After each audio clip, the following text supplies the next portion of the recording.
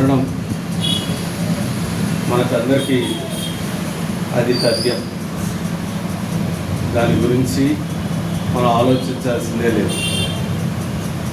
పరిశుద్ధ గ్రంథం చెప్తా ఉంది, నరులారా తిరిగి రండి. సో ఇక్కడ ఎవరు కూడా పర్మనెంట్గా ఉండేవాడు ఎవరు లేరు. మనకు ఆది కాండంలో చూసిన మెతుషేలు కానీ మోషే కానీ ఎన్ని సంవత్సరాలు ఇక్కడ ఉన్నా కానీ మరి దేవుని దగ్గరికి వెళ్ళిపోయిన వారు కానీ ఉన్నారు. కానీ ఇక్కడ కొంతమంది గురించి మనుషులుగా కొన్ని మాటలు మాట్లాడుతూ ఉంటాం. ఏంటంటే ఆమె మరణం చాలా మంచిది. ఎలా అంటాం? ఎలా అంటే దాని పారామీటర్ ఏంటి అంటే ఆమె రాత్రి పడుకొని ఉంది, చక్కగా తెల్లారు లేచేసరికి ఆమె జీవం లేదు, మంచి మరణం పొందింది అని అనుకుంటాం. అట్లానే ఆమెకున్న ప్రతీది కూడా మరి దేవుడు ఆమె జీవితంలో జరిగింది. మరి వారి యొక్క పిల్లలు సెటిల్ అయిపోయారు, వాళ్ళు సెటిల్ అయిపోయారు, మంచిగా ఉంది, ఆరోగ్యంగా ఉంది అని అలా ఉంటేనేమో చాలా మంచి మరణం అని అంటా ఉంటాం. కానీ దేవుడిచ్చిన డిఫరెన్షన్ ఏంటి మరణానికి? ఇదంతా కూడా అంటే మరణంలో కూడా మనం ఏం చేస్తామంటే కంఫర్ట్ చూసుకోవాలి కదా. మన మరణంలో కూడా కంఫర్ట్గా పోవాలి. అంటే మనిషి చాలా స్వార్థపరుడు అనమాట. మరణంలో కూడా ఈ మరణం ఎంత బాగుంటుంది. రీసెంట్గా మాకు తెలిసిన ఒక ఆమె చనిపోయింది, నిన్న కాక మొన్న 31st ఏదో నొప్పిగా ఉంది అని వెళ్ళిపోయింది. స్టంట్లు వేసారు. 3వ తారీఖు స్ట్రోక్ వచ్చేసింది, చనిపోయింది. పాపం ఏమి ఆ మంచం మీద ఏం లేదు. అందరూ అంటాడు నేను చనిపోయింది, మంచి మరణం అని ఒక మాట చూసుకుందాం. పరిశుద్ధ గ్రంథంలో దేవుడు మరణం గురించి ఇచ్చిన ఆయన ఆలోచన ఏంటో చూస్తాం. సంఖ్యాకాండం 23వ అధ్యాయం. సంఖ్యాకాండం 23వ అధ్యాయం 10వ వచనం. సంఖ్యాకాండం 23వ అధ్యాయం 10వ వచనంలో ఒకరు చదవగలరా? ఎవరైనా చదవగలరా? 131వ పేజ్. ఆది కాండ సంఖ్య. యాకోబు రేణువులను ఎవరు లెక్కించెదరు? ఇజ్రాయేలు పాలును ఎవరు లెక్క పెట్టగలరు? నీతిమంతుల మరణము వంటి మరణము నాకు లభించునుగాక. నీతిమంతుల మరణము వంటి మరణము నాకు లభించునుగాక. అలానే నా అంత్య దశ వారి అంతము వంటి దగునుగాక అని చిన్న ప్రార్థన చేసుకున్నామండి. దేవుడు ఈ వాక్యం ద్వారా మనతో మాట్లాడడానికి చిన్న ప్రార్థన. పరిశుద్ధుడైన తండ్రి, మరి ఈ సమయంలో నా ప్రభా, మరి మా అక్కగారు అయ్యా వారిని మీరు మహిళలోకి పిలుచుకున్నారు.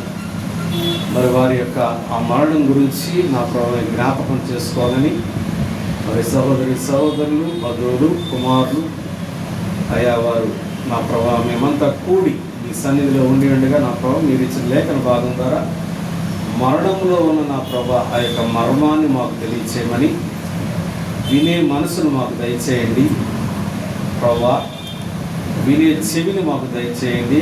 మా మనసు మీ వాక్యం మీద మాత్రమే ఉంచండి ప్రభా. మా చెవులు కూడా నా ప్రభు మీ మాటలు వినటానికి సిద్ధం చేయండి. వేరే ఏమి కూడా మేము వినకుండా మీ మాటలు వినటానికి కావాల్సిన కృపను మాకు దయచేయండి. ఆ అల్పుణ్ణి, అనర్హుణ్ణి, అపాత్రుడైన నన్ను ఈ సెలవు చాటు మరుగుపరుచుకున్న మీ మాట నా నోట్లో ఉంచి మీరే మాట్లాడమని యేసయ్య నామం పేరిట ఈ మనవి చేస్తూ ఉన్నాము తండ్రి. ఆమేన్. ఇక్కడ బిలాము అనే వ్యక్తి, బిలాం అంటే మనకు తెలుసు ఎవరతను, ఓ ప్రవక్త, దేవుని ప్రవక్త. అయితే అతని యొక్క కేసు చూస్తే తర్వాత కొంచెం మారిపోయాడు అనుకోండి. అతను ఏమంటాడంటే నీతిమంతుల మరణం వంటి మరణము నాకు లభించునుగాక. నీతిమంతుల మరణం. ఇక్కడ మనమేమో ప్రతిసారి కూడా ఒకటి గుర్తు చేసుకుంటాం. 116:15 నీతిమంతుల మరణం యెహోవా దృష్టికి చాలా విలువైంది. Are we rituals? మనం నీతిమంతులమా? అసలు నీతిమంతులు అంటే ఎవరు?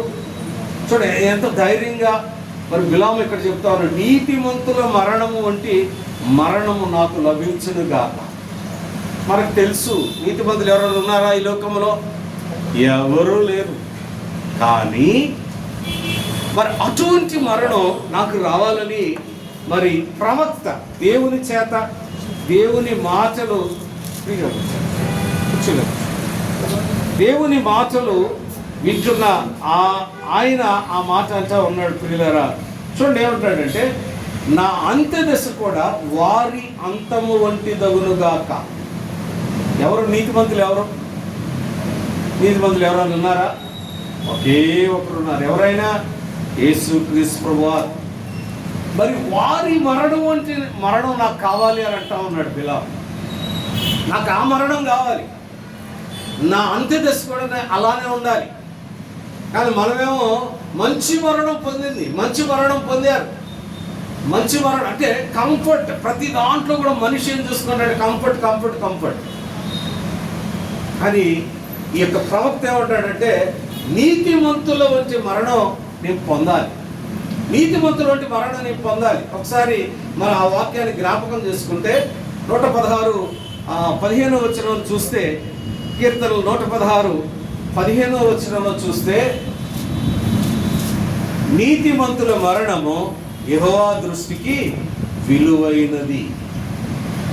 నీతిమంతుల మరణము యెహోవా దృష్టికి విలువైనది. అంటే మన మరణం యెహోవా దృష్టికి విలువైనదిగా ఉండాలంటే, don't bother about all these people. ఈ ప్రపంచంలో నీ అక్క, నీ చెల్లి, నీ తమ్ముడు, నీ అన్న, నీ బంధువులు మనం మంచోడు అనుకోవాలనుకోవద్దు. అవసరం లేదు. నువ్వు మంచిగా ఉండడం మంచోడు అనుకుంటారు, కొంచెం కోపడితే చాలు వీడంత చెడ్డోడు లేడు అనుకుంటుంది మనిషి మనస్తత్వం. కానీ దేవుని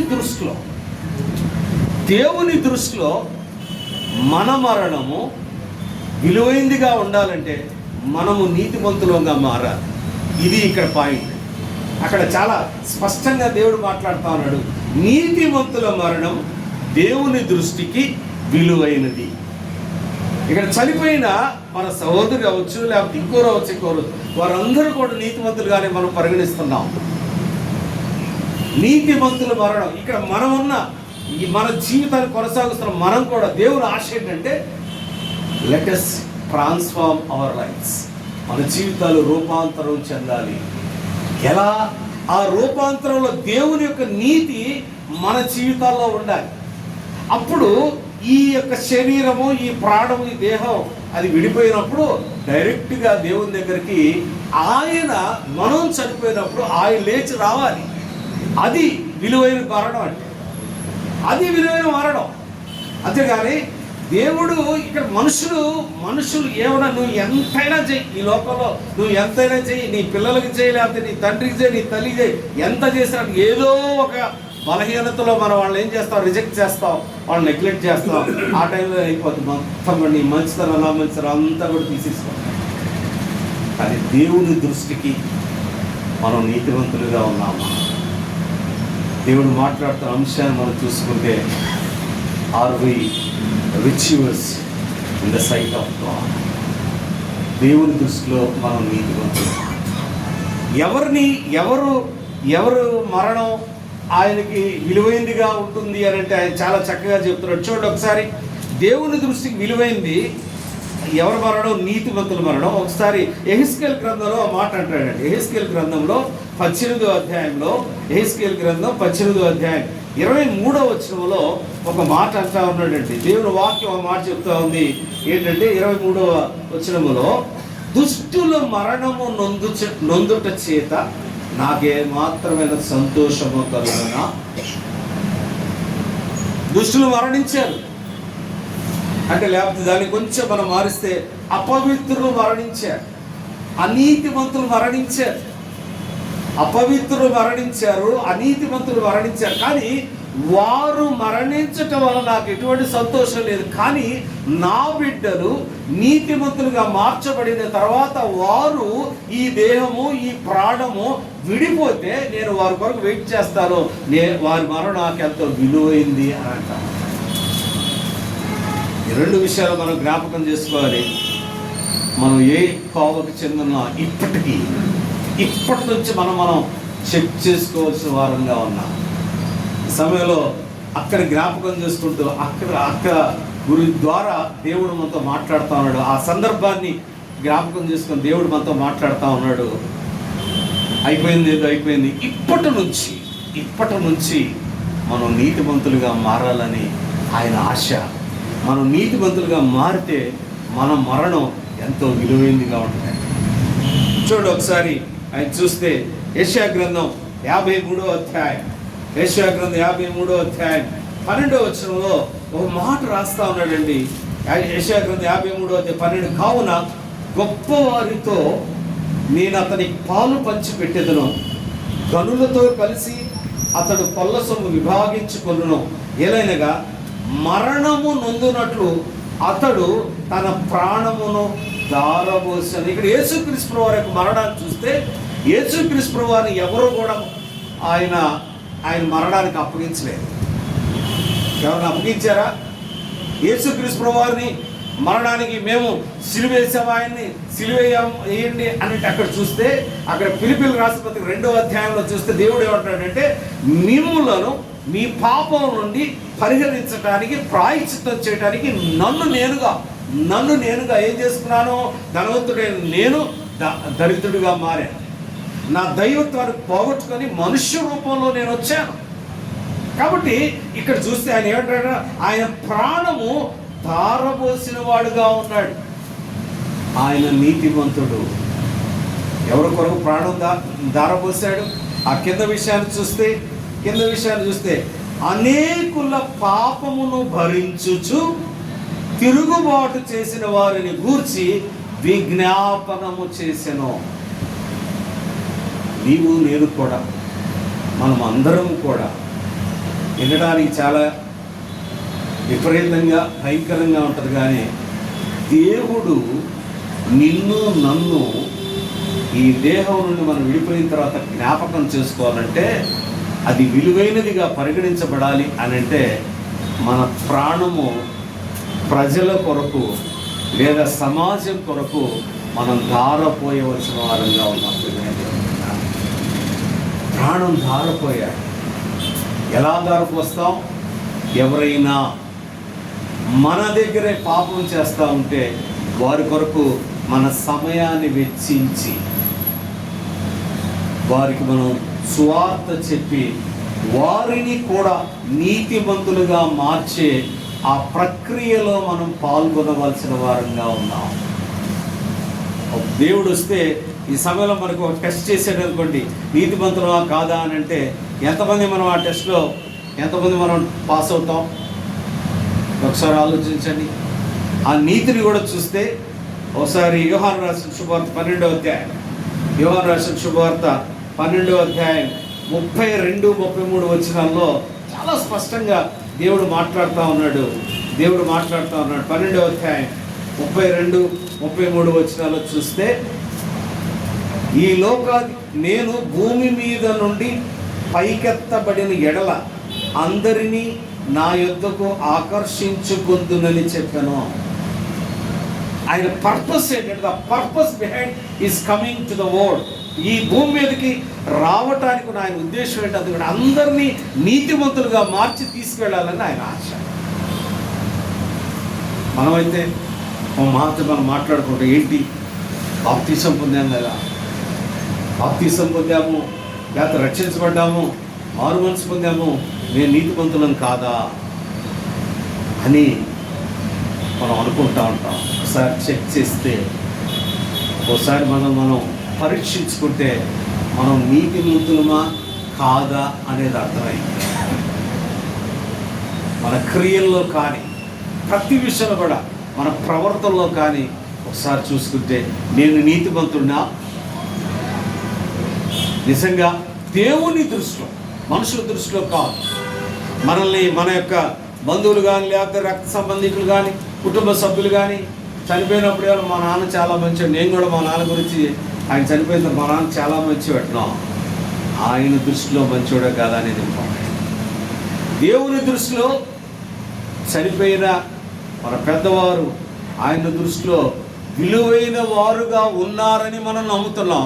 వారు ఈ రోజున దేవుని దగ్గర ఉన్నారని నమ్ముతున్నాం. ఈ రోజున అక్క విషయంలో చూసుకుంటే ఆమె కూడా నాకు తెలిసినంత వరకు కూడా ఆమెకి ఎప్పుడు కూడా కోపడినట్టు నేను చూడండి. మరి మీ ముందు ఎవరు కోపడ్డారో నాకు తెలియదు. కోపడతారా నాకు తెలియదు. నేను ఆల్మోస్ట్ వాళ్ళతో జర్నీ ఒక 92 నుంచి 97, 90 నుంచి ఒక 7 years క్లోజ్గా నేను వాళ్ళతో ఉన్నాను. వాళ్ళు విజయవాడలో ఉన్నప్పుడు వాళ్ళ ఇంటి దగ్గరనే నాకు ఒక ఇన్స్టిట్యూట్ ఒకటి ఉండేది. ఎప్పుడు వీళ్ళు చిన్నపిల్లలు, చాలా చిన్నపిల్లలు. అసలు నాకు తెలిసి 7 years నాకు ఐడియా లేదు. 90sలో నేను చాలా క్లోజ్గా ఆ 7 yearsలో నేను అబ్జర్వ్ చేసిన ఎప్పుడు కూడా నవ్వుతానే ఉండేది. మరి ఆమెకి ఎప్పుడు కోపం వస్తుందో నాకు తెలియదు. కానీ ఆ నవ్వు నిజంగా దేవుని దగ్గరికి ఆమెను తీసుకెళ్ళిందని నేను నమ్ముతా ఉన్నాను. మరి ఆమె దగ్గర నుండి మనం నేర్చుకోవాల్సిన కొన్ని విషయాలు కూడా మనం గమనించుకొని మనం ముగించేసుకుందాం. ప్రియ దేవుని బిడ్డలారా, చూస్తాం ఒకసారి 90వ కీర్తన 1వ వచనం. 90వ కీర్తన 1వ వచనంలో చూసుకుంటే దేవుడు కొన్ని విషయాలు మనకి నేర్పుతా ఉన్నాడు. చదువుతారా ఎవరన్నా? 90వ కీర్తన. ప్రభువా, తరతరముల నుండి మాకు నివాస స్థలము నీవే. చావు. మన నివాస స్థలం ఏది? కొరింథీయులకు రాసిన 2వ పత్రిక 5:1 చూస్తే, భూమి మీద ఉన్న మీ గుడారము నాశనమైపోదు. ఇది గుడారం, ఈ దేహం, ఈ శరీరం శాశ్వతం కాదు. కానీ మన నివాసం ఆయన దగ్గర ఉంది. ఆయన దగ్గరికి వెళ్ళాలంటే ఎలా ఉండాలి? నీతిమంతులముగా ఉండాలి. అదే దేవుడి మాట. ఇక్కడ ప్రతి ఒక్కరు కూడా వెళ్తారా? చనిపోయిన ప్రతి ఒక్కరు ఆయన దగ్గరికి వెళ్తారా? చెప్పండి. యెషయా గ్రంథం 35వ అధ్యాయం 8వ వచనం. యెషయా గ్రంథం 35వ అధ్యాయం 8వ వచనం. చాలా చాలా ప్రాముఖ్యమైన విషయం. యెషయా గ్రంథం 35:8 చదవండి. ఒకసారి చదవండి. 35:8.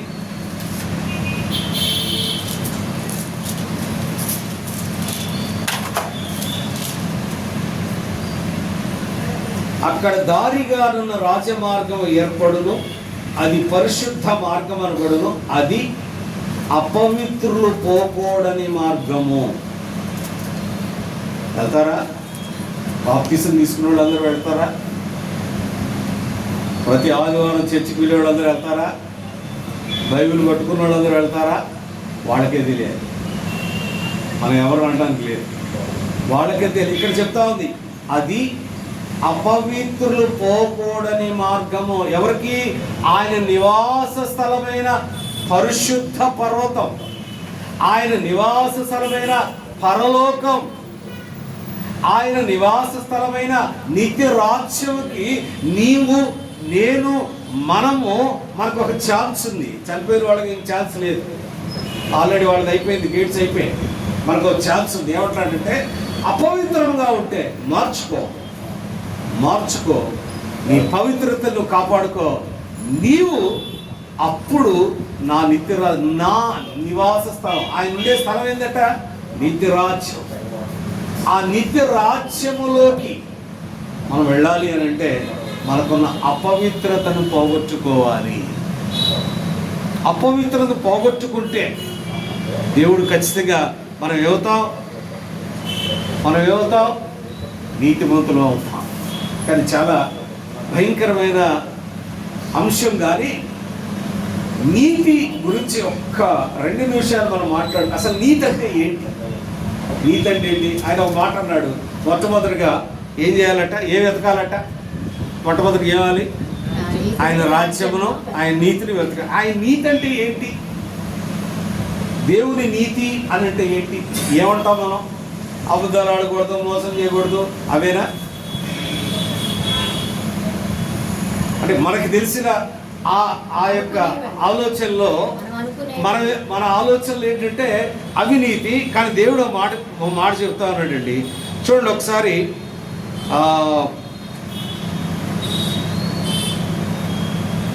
నీతి అనంటే, దేవుని యొక్క నీతి అనంటే, ఒక భక్తుడు పరిశుద్ధ గ్రంథం ఏం చెప్తా ఉందంటే విశ్వాసము అనంట. విశ్వాసం. చూద్దామా ఆ యొక్క వచనాన్ని చూద్దాం. రోమీయులకు రాసిన పత్రిక 6వ అధ్యాయం 28వ వచనం. 6వ అధ్యాయం 28వ వచనం. అపోస్తలుడు పౌలు గారు రోమా సంఘానికి రాసిన పత్రిక 6వ అధ్యాయం 28 లేదా తెస్సలోనియులకు రాసిన మొదటి పత్రిక చదవండి ఒకసారి. తెస్సలోనియులకు రాసిన మొదటి పత్రిక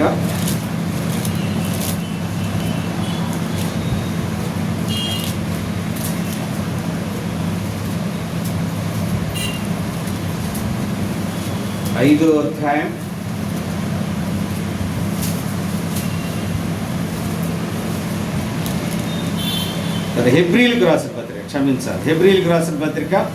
6వ అధ్యాయం 28వ వచనం. 6:28. రైట్. 6:28 లేదు కదా. 11వ అధ్యాయం హెబ్రీ 11, 13, 16 వచ్చిన 13, 16.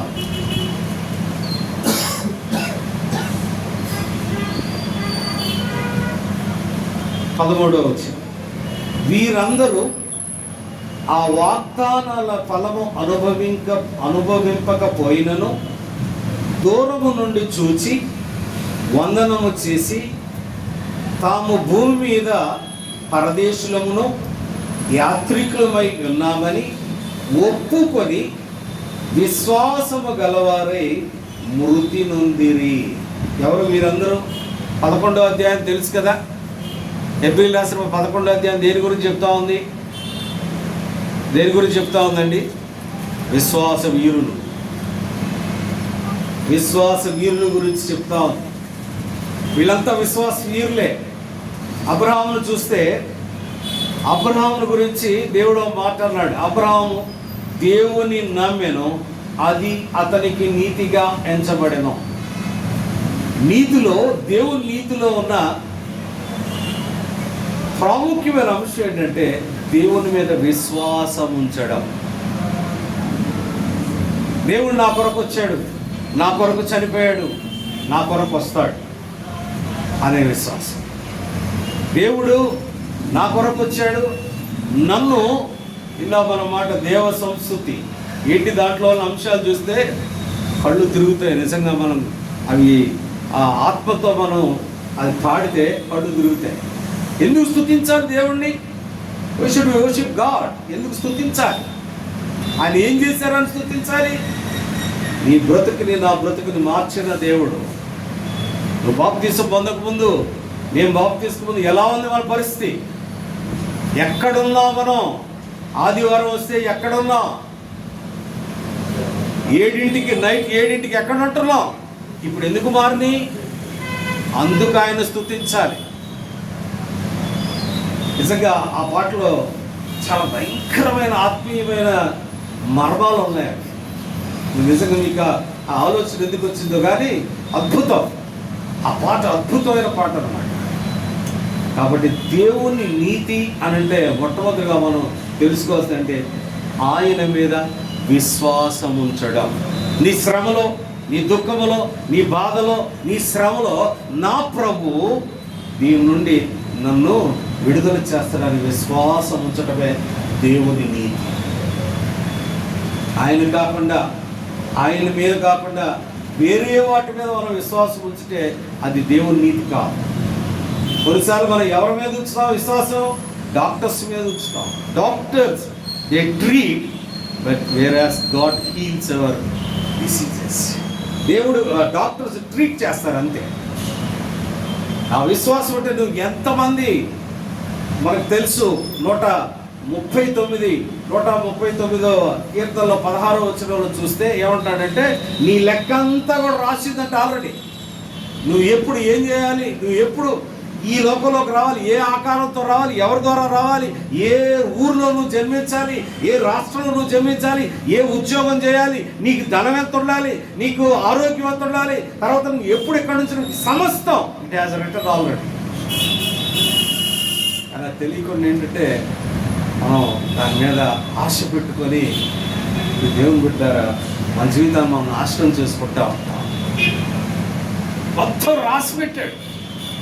ఒకటి ఈ విశ్వాసం అనే ఆ కాన్సెప్ట్ మనలో ఉంటే, నా ప్రభు నన్ను సృష్టించిన నా ప్రభు, ఆయన స్వరూపంలో నన్ను సృష్టించిన నా ప్రభు నాకున్న సమస్త నుండి విడిచిపెడతాడు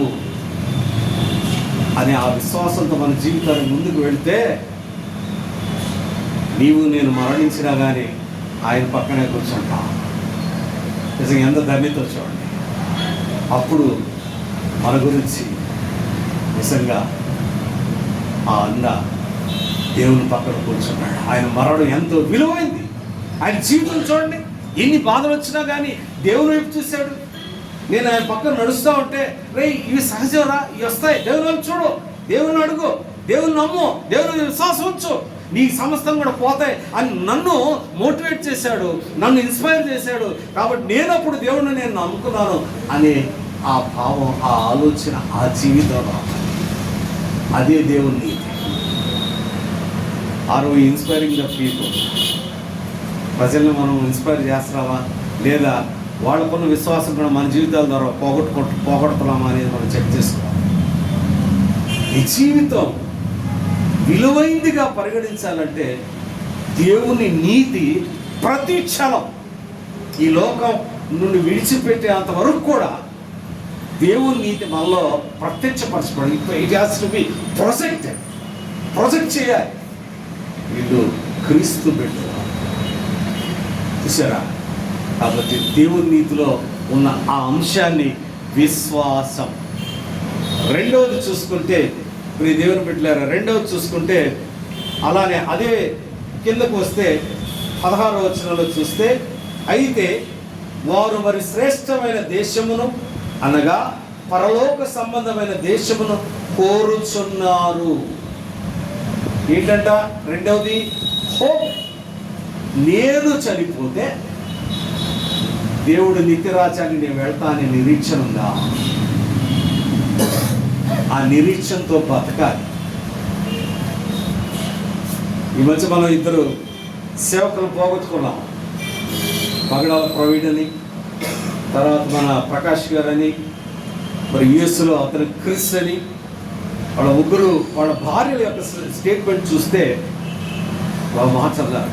ఏమంటారంటే రిగార్డింగ్ వాళ్ళు ఏం చేస్తామంటే దేవుని యొక్క ఆ యొక్క మాటని, దేవునికి ఉన్న ఆ లక్షణాన్ని వాళ్ళు చేశారు. ఏంటంటే ఏం చేద్దామా వెళ్ళి అని అంటే, లెట్ దెమ్ ఫర్గివ్ అని, వాళ్ళ క్షమించేద్దామని. మరి మీ భర్త పరిస్థితి ఏంటంటే, నా భర్త నా ప్రభువుతో ఉన్నాడు, రేపటి రోజున నేను కూడా నా ప్రభు దగ్గర పెడతాను. ఈ రోజున అక్కాడుంది, రేపటి రోజున లేకపోతే ఎల్లుండి మనం ప్రభు దగ్గరికి వెళ్ళాలనే నిరీక్షణ. అది నిరీక్షణ, అది హోప్. ఆ హోప్తో ఎప్పుడైతే నేను ఆ నిత్య రాజ్యానికి నేను వెళ్తాను, నిత్య రాజ్యానికి వెళ్ళాలంటే నీతిమంతులుగా అవ్వాలి. నీవు నేను నీతిమంతులుగా అవ్వకుండా మాత్రం నిత్య రాజ్యానికి వెళ్ళలేను. నేను ఇందా చూపించేంటి, అందరూ చనిపోయిన వాళ్ళు, అందరూ బాప్తిసం తీసుకున్న వాళ్ళు అందరూ పరలోకానికి వెళ్తారా అంటే వెళ్ళరట. అపవిత్రులు వెళ్ళరట. అపవిత్రులు వెళ్ళరు.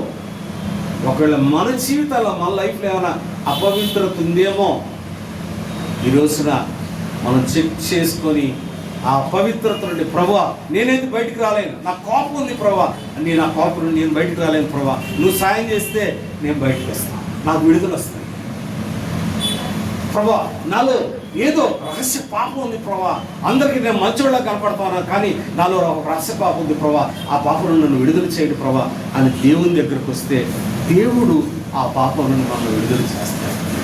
మనకైతే మనకు మనంగా మాత్రం పాపం నుండి బయటికి రాలేము. ఆ అపవిత్రకు సంబంధించి యోసేపు నాకు గుర్తొస్తాడండి. యోసేపుని ఇక్కడ చిన్న ప్రశ్న వేయాలని ఆశపడుతున్నాను నేను. యోసేపుని పోతీఫరు భార్య వచ్చి, ఇక్కడ ఎవరు లేరు, రా మనం తప్పు చేద్దాం అని అన్నప్పుడు యోసేపు నిజంగా బయటకు వచ్చాడా? చెప్పండి, నిజంగా వచ్చాడా? రాలా. ఎందుకంటే మనిషి అనేవాడు బలహీనుడు. ఆయనకు ప్రణాళిక ఉంది. దేవుడు వెళ్ళి చొక్కా పట్టుకు రారా బాబు అని బయటికి తీసుకెళ్ళిపోయాడు. అంటే దేవుడు పనిచేశాడు అక్కడ. దేవుడు పనిచేశాడు కాబట్టి యోసేపు వచ్చాడు. బేసికల్గా మనిషి అనేవాడు పాపం చేయడానికి చక్కగా ముందుంటాడు. యోసేపు తనకు తను రాలా. అరే బాబు, ఇప్పటికే నేను చాలామందిని పోగొట్టుకున్నా, నాకు ప్రణాళిక ఉంది, నీ ఎలా నువ్వు మరలా ఆమెను చూసి ఆమె ఎంత అందగత్తో నువ్వు తప్పిపోతే నా ప్రణాళిక అంత పాడైపోతారు బాబు అనేసి చొక్కా పట్టుకొని నాకు తెలిసి లాగి పడేశాడు. అపవిత్రత, అటువంటి ఎన్ని అపవిత్రతలు ఉన్నాయి. ప్రియమైన దేవుని పెట్టారు, అదే దేవుని నీతి. మూడవది చూస్తే 13:7 చూస్తాం. హెబ్రీయులకు రాసిన పత్రిక నేను క్లోజ్ చేస్తాను. 13:7 మీకు దేవుని వాక్యము బోధించి మీ పైన నాయకులుగా ఉన్న వారిని జ్ఞాపకం చేసుకొని వారి ప్రవర్తన ఫలమును శ్రద్ధగా తలంచుకొనుచు వారి విశ్వాసమును అనుసరించుడి. చనిపోయిన ప్రతి ఒక్కరి గురించి కూడా మనం ఆలోచించాల్సి ఏంటంటే ప్రవర్తన ఫలం ఎలా ఉంది, వాళ్ళ ప్రవర్తన ఎలా ఉంది, వాళ్ళ జీవిత విధానం ఎలా ఉంది, వాళ్ళ స్టాండర్డ్స్ ఆఫ్ లైఫ్ ఏంటి, స్టాండర్డ్స్ ఆఫ్ స్పిరిచువాలిటీ ఏంటి, స్పిరిచువల్ స్టాండర్డ్స్ ఎలా ఉన్నాయి, వాళ్ళని చూసి మనం ఏమి నేర్చుకోవచ్చు. నేను ఎలా చెప్పా, అక్కను చూసి నేను ఎప్పుడు కూడా ఐ నెవర్ సీ దట్ అక్క యాజ్ బీయింగ్ ఇన్ యాంగ్రీ. ఆ కోపంలో ఉన్నప్పుడు నేను ఎప్పుడు చూడాల. అని ఒకవేళ నా దగ్గర ఉందేమో నాకు తెలియదు, కానీ మీరు క్లోజ్ బ్లడ్ రిలేషన్ కూడా మీకు తెలుస్తుంది. ఎప్పుడైనా చూసారా అక్క? మీరు వదిన మీరు ఎప్పుడైనా చూసారా? కోపడ్డట్టు చూసారా? నేను చూడాల. నేనేంటంటే ఒక 7 years క్లోజ్గా వాళ్ళతో జర్నీ చేశాను. ప్రతిరోజు కూడా వాళ్ళ ఇంటికి వెళ్ళేవాడిని. నేను మా ఇన్స్టిట్యూట్ దగ్గరే, ఎంత 5 నిమిషాలే నడక కూడా.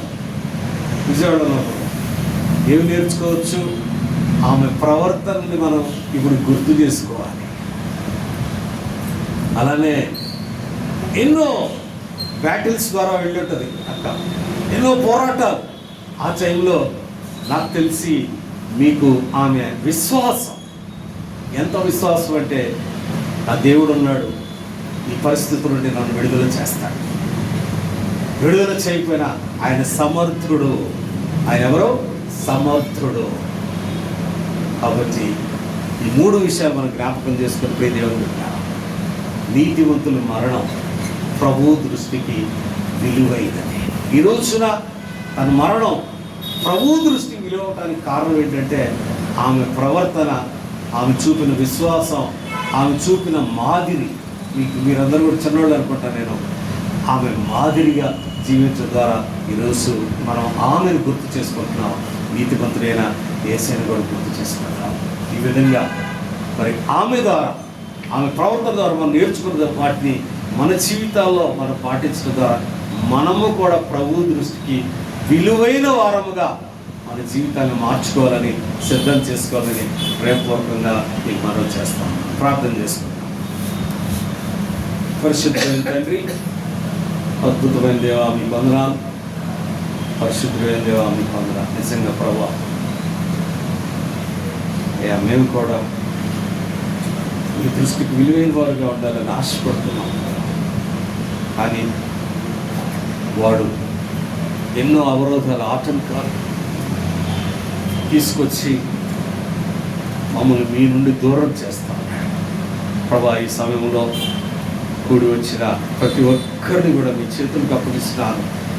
ఏ ఆటంకమైంది, ఏ అవరోధమైంది, ఏ అపవిత్రత అయితే నా ప్రభువా మీ నుండి దూరం చేస్తుందో ఈ క్షణమే వాటి నుండి మీరు దూరం విడుదల చేసి వారు అందరూ కూడా, మేమందరం కూడా నీతిమంతులుగా మీరు మమ్మల్ని మార్చమని, మా జీవితాలు మీకు విలువైనవిగా ప్రతిష్ఠించుకునే కృపను దయచేయమని అడుగుతున్నాను దేవా. ప్రత్యేకంగా విడువబడిన కుటుంబం నా తండ్రి ఆదరించండి. మరి వారు చూపిన, అక్కగారు చూపిన ఆ యొక్క మాదిరిలో వెళుతూ వారి యొక్క ప్రవర్తన ద్వారా, వారు చూపిన విశ్వాసం ద్వారా నా తండ్రి వారు చూపిన నిరీక్షణ ద్వారా నా తండ్రి మేము బలం పొంది మేము కూడా నా తండ్రి మీకు విలువైన బిడ్డగా జీవించే కృపను దయచేయండి. మీకే వందనాలు, స్తోత్రాలు, స్తుతులు చెల్లించుకోండి. వచ్చిన ప్రతి బిడ్డని మీ చేతులకు అప్పు ప్రత్యేకమైన నా తండ్రి కుమారుల కుటుంబాలు మీ చేతులకు అప్పగిస్తున్న ఆ కుటుంబాలు జ్ఞాపకం చేసుకోండి. వారి జీవితాల్లో ఆమె యొక్క స్పర్శ, ఆమె యొక్క ముద్ర నా తండ్రి విశ్వాస సహితమైన ఆమె జీవితం నా తండ్రి అయ్యా విడుదల సాయించారు. మీకే వందనాలు, స్తోత్రాలు చెల్లించుకుంటూ యేసు క్రీస్తు వారి పరిశుద్ధమైన నామంలో ఈ మనవి చేస్తూ ఉన్నాము తండ్రి. ఆమేన్. ఎవరన్నా వచ్చి 2 మాటలు అక్కడి గురించి మాట్లాడితే మనం క్లోజింగ్ ప్రేయర్ చేసి క్లోజ్ చేసేస్తాం. భాస్కర్ అన్న వస్తారా?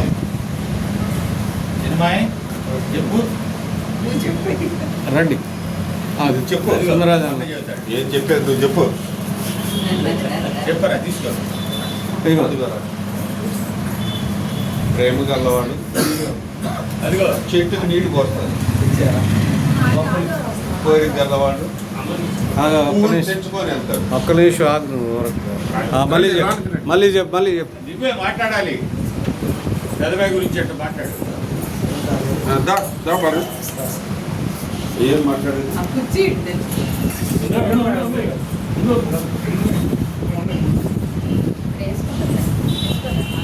మరి మా చెల్లి మైక్ ఏమో అక్కడెక్కడో వినపడుతుంది, మరి జనానికేమో మైక్ లేకపోయా.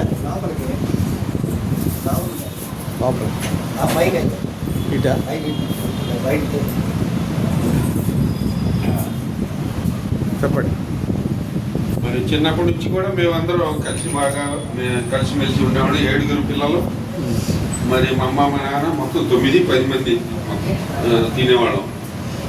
మరి మా అమ్మ ఆవిడకి బయటికి వెళ్ళి వచ్చి మీరు అందరం దాని మీద పడి అందరం వేసుకొని తినేవాళ్ళం. మరి అదొక అనుభవం. ఇప్పుడు అందరిళ్ళకి వెళ్తే ఒకళ్ళు ఇద్దరు. మరి ఏదో మాకు పెద్ద కుటుంబంలో బతికిలోళ్ళం. మరి ఒక లాంటి ఇది ఒకళ్ళు ఇద్దరు ఉంటున్నారు, ఏం లేవు. మరి మాకు అప్పుడు సరుకులు తేవాలంటే ఎన్జిఓ స్టోర్కి వెళ్ళేవాళ్ళం.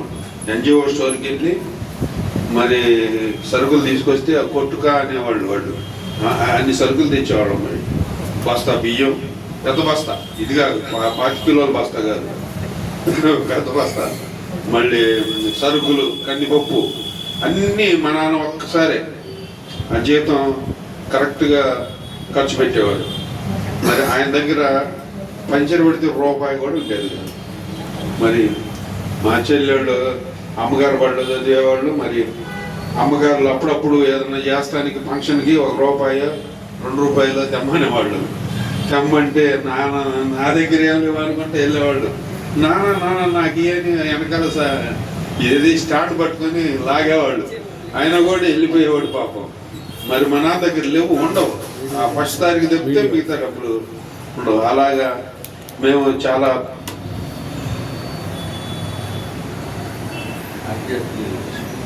ఇదిగా బతికాము. మరి అటువంటి మా అమ్మ ప్రార్థనలో మరి మేమందరం ఆమెకి సహకరించి ప్రార్థనలో పాల్గొనలేకపోయాం. మరి అది ప్రార్థనలో పాల్గొన్నట్టయితే మా జీవితాలు మరి ఎలాగా ఉండేవి.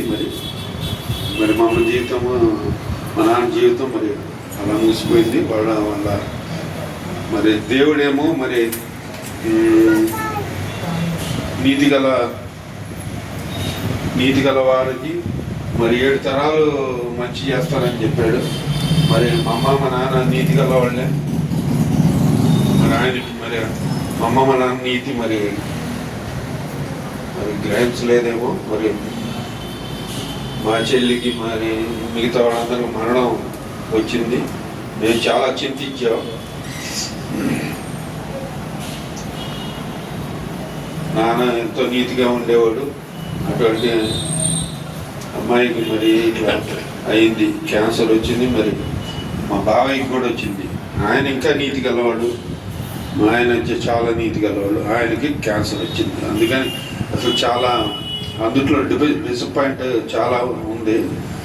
మరి ఆయన కూడా మనకి దేవుడు ఆయనే కనుక మరి ఆయన్నే మరి ప్రార్థిస్తూ మరి సేవిస్తున్నాం. అంతే జీవిస్తాం. మరి ఇంకా నష్టమైన కష్టమైనా సరే. రాజు బాగా వచ్చారు, ఒక పాట పాడతారు.